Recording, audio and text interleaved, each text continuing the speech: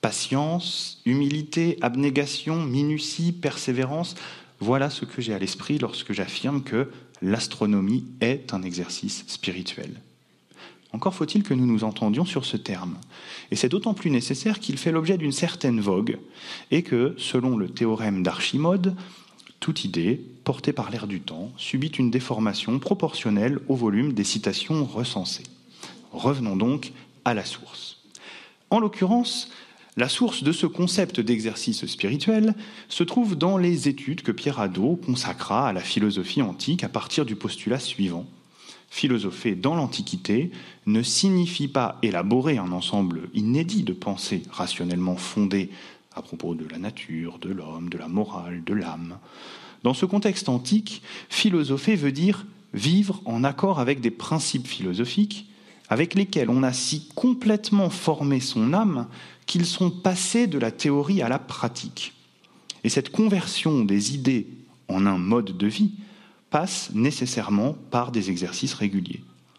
De la même façon qu'il ne suffit pas de déclarer qu'on est convaincu des bénéfices d'une pratique sportive régulière, il ne suffit pas de se dire convaincu de la vérité d'une doctrine.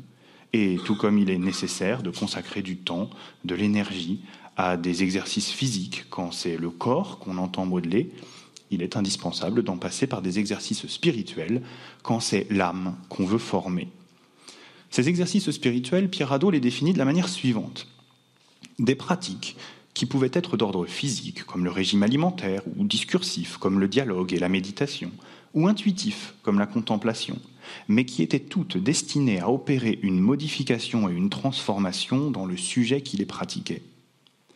Et pour rendre compte de l'adjectif spirituel, puisqu'on lui a reproché d'introduire dans la philosophie un terme emprunté au registre religieux, il précise « Le mot spirituel permet de bien faire entendre que ces exercices sont l'œuvre non seulement de la pensée, mais de tout le psychisme de l'individu. » Oui, c'est bien la totalité de l'esprit, dans toutes ses composantes, avec toutes ses facultés, qui se trouve engagée dans ces exercices. Et pas seulement la raison, dont on sait qu'elle se comporte de manière hégémonique en philosophie, au point d'occulter parfois les autres. On a donc des exercices de la conscience, dans le cadre de la concentration sur le présent, que partagent de nombreuses écoles philosophiques de l'Antiquité. Des exercices de la mémoire, avec par exemple le souvenir des moments heureux auxquels recourent les épicuriens pour s'aider à affronter l'adversité. Des exercices de l'imagination, avec la préméditation des mots, spécificité stoïcienne, consistant à imaginer le pire pour s'entraîner à supporter de moindres épreuves dans la réalité. Et des exercices de la sensation, enfin, basés sur la contemplation de la nature, et pourquoi pas sur celle des astres. Voici la place que l'on peut assigner, il me semble, à la pratique de l'astronomie. Une place souvent délaissée, négligée par les conceptions plus modernes ou contemporaines de la philosophie, qui considèrent que l'appareillage argumentatif de la philosophie est ce qui doit prévaloir. Mais sur quoi pouvons-nous argumenter si nous ne disposons pas, à la source de ces argumentations, d'un certain nombre d'intuitions, d'un certain nombre de réflexions qu'une partie plus méditative de la philosophie nous permet d'élaborer. Je voudrais même soutenir que sans cette partie-là de la philosophie, plus méditative, plus contemplative, le processus dans lequel s'inscrivent les exercices spirituels serait incomplet. Pour en rendre compte, permettez-moi un détour. En effet, on trouve également chez Pierre Hadot l'idée d'après laquelle les exercices spirituels formeraient une séquence bien définie que l'on peut présenter de la manière suivante. Chaque individu appartient à plusieurs cercles, plus ou moins vastes.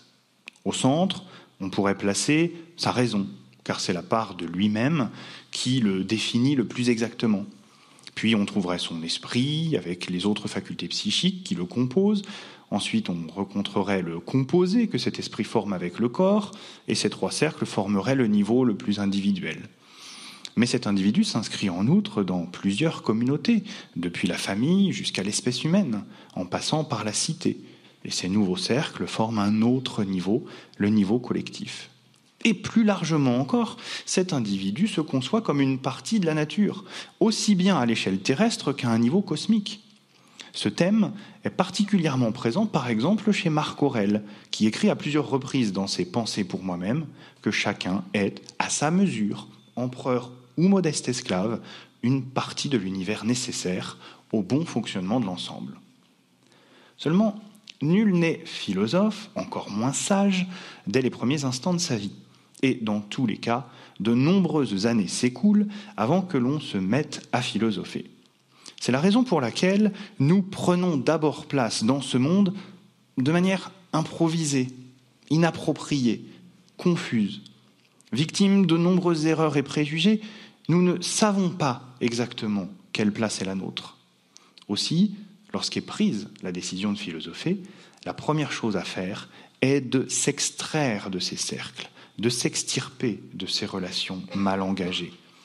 Nous avons pu croire que l'univers tout entier s'organisait autour de nous et de notre satisfaction. C'est le premier cercle que vous voyez là-haut et dont il faudrait se dégager. Nous pouvons percevoir les autres comme des importuns qui n'ont rien de commun avec nous et dont la fréquentation nous insupporte. Pour se remettre de cette idée fausse, c'est le deuxième cercle dont il faut se dégager. Nous pouvons penser que c'est notre corps ou nos désirs qui méritent le plus d'attention, de telle sorte qu'on leur accorde la priorité. C'est l'un des cercles centraux, celui en rouge, qu'il faut alors rejoindre et soumettre à la critique.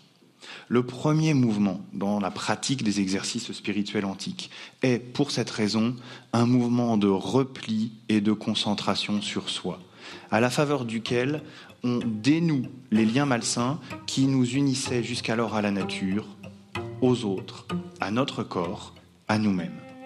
Et ce n'est qu'alors qu'on peut envisager, dans un mouvement d'expansion de soi, de reprendre, sur des bases désormais saines, sa place vis-à-vis de soi, des autres et de l'ordre cosmique. Alors, on se représente sans trop de difficulté l'introspection comme la méthode employée pour redéfinir le rapport à soi. La morale et la politique nous donnent des occasions d'ajuster notre relation avec les autres. Mais par quels moyens, si ce n'est par exemple l'astronomie, se faire une idée plus juste de notre place dans l'univers ? Si je n'y ai pas recours, alors le processus ne parvient pas à son terme. Évidemment, la science de notre temps nous renseigne sur la position de la Terre au sein du système solaire, sur la situation de ce système solaire à l'extrémité de l'un des bras de la galaxie. Elle nous fournit même des informations au sujet d'autres galaxies, d'autres planètes. On pourrait donc la juger plus qualifiée qu'une méditation philosophique fondée sur l'observation des étoiles, pour nous donner le sentiment de notre place dans l'univers. Il n'en est rien.